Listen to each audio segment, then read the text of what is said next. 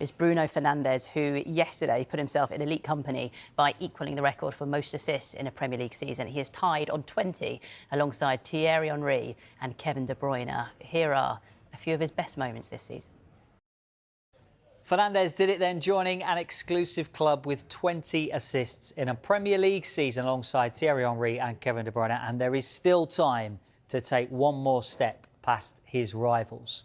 And here is how he has done it then. Thierry Henry's assist by match day is the red line that you are looking at from 2002-03. We've got Kevin De Bruyne as well, the blue line, and you can follow Fernandes in the black. Now, both De Bruyne and Henry reached the magic number of 20 on the final day of the season. Fernandes has obviously now reached that landmark ahead of time. One game to go. Remarkable, really, given that Fernandes didn't even get his first assist of the season until match day 8. You can see it there. And that was on the 19th of October. It's been a brilliant run since then. No player in Europe comes close to Bruno Fernandes' output this season. We have plotted every player in the top 5 leagues here in Europe to get an assist or create a chance this season. Now, if you are in the top right, you're really good at football. Lots of chances created, lots of assists. And, of course, that is where Bruno Fernandes is. He is absolutely miles ahead of everybody else, ahead of all the other big names in Europe. We've got Michael Elise there of Bayern Munich, Lamine Yamal. The closest player really to him in the Premier League, Ryan Cherki. And that is how far ahead Bruno Fernandes is. 132 chances created this season. And, of course, we've had the debate over set-piece and open play assists as well. Remember, 18 of Henry's 20 assists came from open play, 17 for De Bruyne and 10 from open play this season for Bruno Fernandes. But since the start of 2020-21, that's Bruno's first full season at United, nobody has more open play expected assists. Now, if you're not sure what expected assists are, think of expected goals as measuring how likely a shot is to become a goal. Expected assists measures how likely a pass is to become a goal. So that doesn't really matter whether the teammate takes the shot or not. It gives credit to the passer of the ball, whether the striker scores or doesn't. Bruno Fernandes out there in front, 46.7. And also you've got to consider someone like Kevin De Bruyne playing with, I'm going to say it, probably better players at Manchester City, better finishers than Bruno Fernandes as well. So things to think about there if you're talking about the open play or set-piece assist record. And we're asking for you to get involved on the website today as well. Who was the best, or who is the best out of Thierry Henry, Bruno Fernandes or Kevin De Bruyne when it comes to goals? Henry at the moment is 36%, Kevin De Bruyne 33%, and Bruno Fernandes is on 31%. So Manchester United fans, get your phones out, scan the QR code and cast your vote. Who would you be voting for there? What? The best player of all three? Best creator. Best creator. Oh, creator. OK, I was about to say, there's only one for me, and that's TT. All day, every day. I love Thierry Henry. But, the best creator. That is hard. You know who's the best creator I would have probably out of all of them? KDB. Yeah.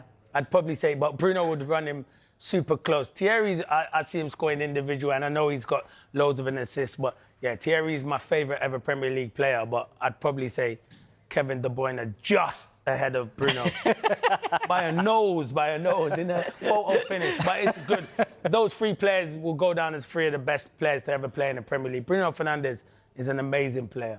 Like, he probably will go on now and win Player of the Year, to be fair, even though that's up for dispute. But, yeah, he's been outstanding. But imagine being in that company. I could only dream about that. But anyway. No, you can only dream. Yeah, that's what I said. Literally, I can't dream. There's levels, and that level is ridiculous level, them 3.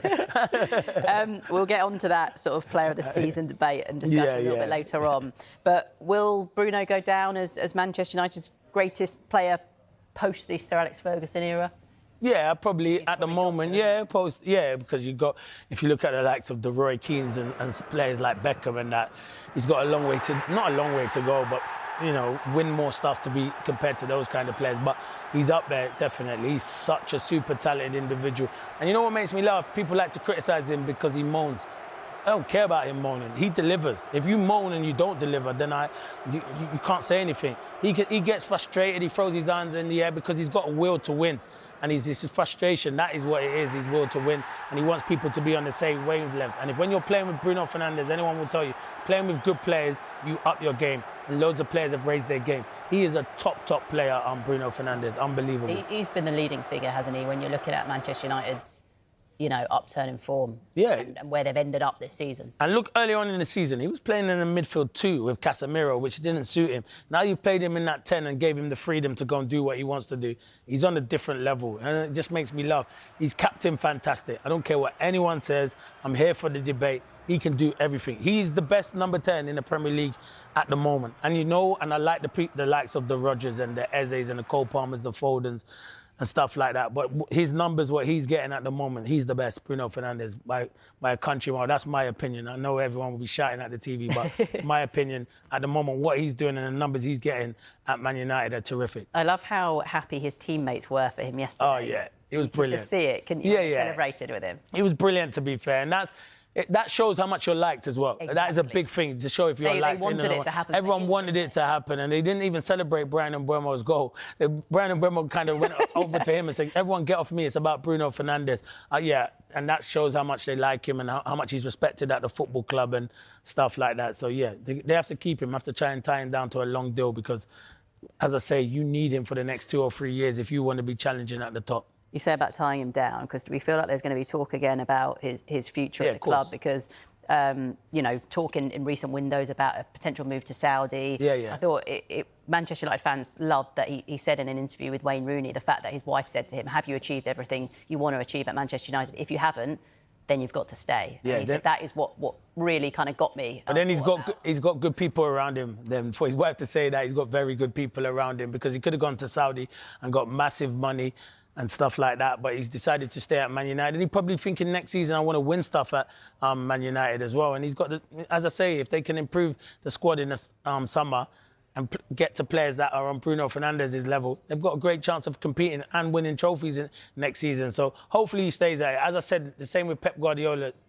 Best manager, you want to see the best players staying in the Premier League, in this league. So hopefully he does sign a new contract and stays at Man United for a very long time. I know Man United fans will be happy and you'll be happy. I will be. Right, and no doubt that, and probably Manchester United theme, well, their manager, Michael Carrick, said there will be a clearer picture of who will lead the team next season over the coming days. We, of course, expect him to stay on as Manchester United manager. Clinton, talk to us about the job he has done since coming in January. He's done a brilliant job. What more could he do, Michael Carrick, from where Man United were? You ask Man United fans if they think they would be finishing third in the Premier League, playing Champions League football. Absolutely no chance. And I know a lot of Man United fans in this building, and they always in thought... the vicinity? Yes, yeah. Very close, and they never thought this was going to happen. So fair play to Michael Carrick. Done a terrific job, thoroughly deserved it. Played players in their right position, same group of players that Ruben Amorim had, but, you know, it's got a tune out of them, and they're playing ever so well. And you can see the owners, they're smiling. The owners weren't smiling 3-4 months ago. They definitely weren't, but they're smiling now. So credit to Carrick, and he deserves the job. Who else? I know there's other managers you could say that are bigger names than him, but what he's done to go into that football club and turn it around, huge credit to him. Well, you can see the stats on the screen there. Just 2 defeats in 16 games. Yep. You said there about playing players in the right position and getting a tune out of them. What have been the big differences and the ones that have made the impact? Kobbie Mainoo's played and he's been outstanding, signed a new contract. For the life of me, how's that young man was sitting on the bench, I do not know, because he's been exceptional. Casemiro's took his game to a whole different level, and it was kind of emotional for him and his family yesterday, the send-off he got, but he's been brilliant. Now, Bruno Fernandes is Bruno Fernandes. What a player he is, by the way. Like, I know he's equaled their assist record, but let me tell you, they missed about 5 one-on-ones yesterday. He could have broke it clearly yesterday with the amount of chances that he created. And he's been a top player. And then they got the best out of Šeško. Cunha's been outstanding. And Buemo's been in bits and pieces, but he will be good. But Cunha's the truth as well. He's a player, by the way. Him and Bruno, the connection they have. But I've always said that about Cunha. He's a typical Man United player. When you've gone by years when you look at the likes of Cantona, they have that X factor. Cunha has the X factor. And he's getting the best out of these players, Michael Carrick. Because sometimes you can have a manager come through the door and do they earn the respect? Because he's not a massive name and you're at Man United Football Club. Every player respects Michael Carrick, and that is why they're in the position they're in at the moment. You mentioned there some of the signings that were made last summer, and it felt like their recruitment in that transfer window was excellent. you talked about Mateus Cunha, Brian Mbeumo coming in, Sesko as well, and Senna Lamans. It feels like this summer needs to be just as good, doesn't it? Yeah, it does. Lamans as well. That's a great shout, Emma. He's been brilliant. Made some big saves yesterday against Nottingham Forest. It will be good, the recruitment. The only thing now what Carrick people he'll have to deal with, because it's different when you're playing one game a week. Now you're not going to be playing one game a week because you're going to have Champions League football. You're in all the cups, and that is when, you know, your job really gets tested. But I think he'll be able to handle it, and I do think they'll strengthen. They had a good summer, and I think they'll have another good summer this year. Me personally, if they can get all the tools in, Man United could challenge next season. I honestly do think they can challenge it. Then? Like, they need about 4 or 5 new players, though. But if they can get the 4 or 5 new players that they need in, they'll be challenging for sure. And the 11 and the squad they've got at the moment is really good. But then if you look at the bench, there's not a lot that really sometimes can come off the bench. So if they, 4 or 5 players, Man United definitely be challenging. And that's a big 4 or 5 players. I know I'm being a bit greedy here, but they've got a chance of challenging next season for sure. They've been outstanding. All right. Well, someone Clinton mentioned a minute ago. I just think they'll be too strong for them. Well, guess what? We can actually go live to the Emirates now, because Gary Neville is alongside our very own Dharmesh Chef. Dharmesh. Yeah, good evening, Emma. Less than 2 hours now before the players from Arsenal and Burnley will make their way through this tunnel onto the pitch here at the Emirates. Gary Neville, look, it looks like a couple of straightforward games for Arsenal. Is anything straightforward at this stage of the season? Look, it looks like a couple of straightforward games for Arsenal. Is anything straightforward at this stage of the season? They'll do the job. I think that you would never say that in that dressing room. You would never be complacent. You would never be arrogant about any Premier League game and any Premier League opponent. But this is 5 years, 6 years in the making for Mikel Arteta, for the club, to get to this point whereby they're nearly there, and they'll get over the line in the next 6 or 7 days, and they'll have that Premier League title in their hands, and they deserve it. They deserve it. They've been the best team. Do you see any danger today, though, because it's an already relegated Burnley, playing without any pressure? No shackles? No, this to me tonight is a game whereby you just stamp your authority all over it. They're a far better team, Arsenal. They're at home. You've heard that crowd out there that are already amassing. It's absolutely sensational, the atmosphere.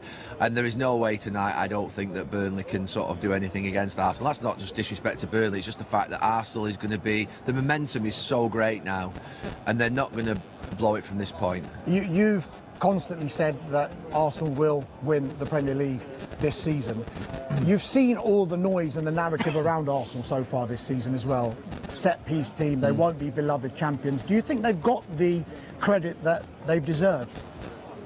You can't take credit away from a team if they've got the medals round the neck on Sunday night. I mean, people can say whatever they like, style, don't like the way in which they play, they're boring, they win 1-0. I would never, ever level that at a football team, because, to be fair, a lot of people who are saying those things have never endured what it actually takes to win a Premier League title. And it's arduous. And for 3 years, 4 years, Arsenal have been knocking at the door. And they've suffered in this part of the season against Manchester City, against obviously Liverpool last season, even though they were well off them. And they've been waiting for this moment. And the big question has always been, can this Arsenal team get over the line? Can Mikel Arteta get them over the line? And he's going to answer that question, I think, in the next 5 or 6 days. And it will transform this football club. It will transform, not the football club, because the football club's an enormous football. It will transform the football club in terms of how people see it, how people view it, how people view the players, how people view the manager. The credibility and the authority you get and the confidence and belief from winning a title is enormous.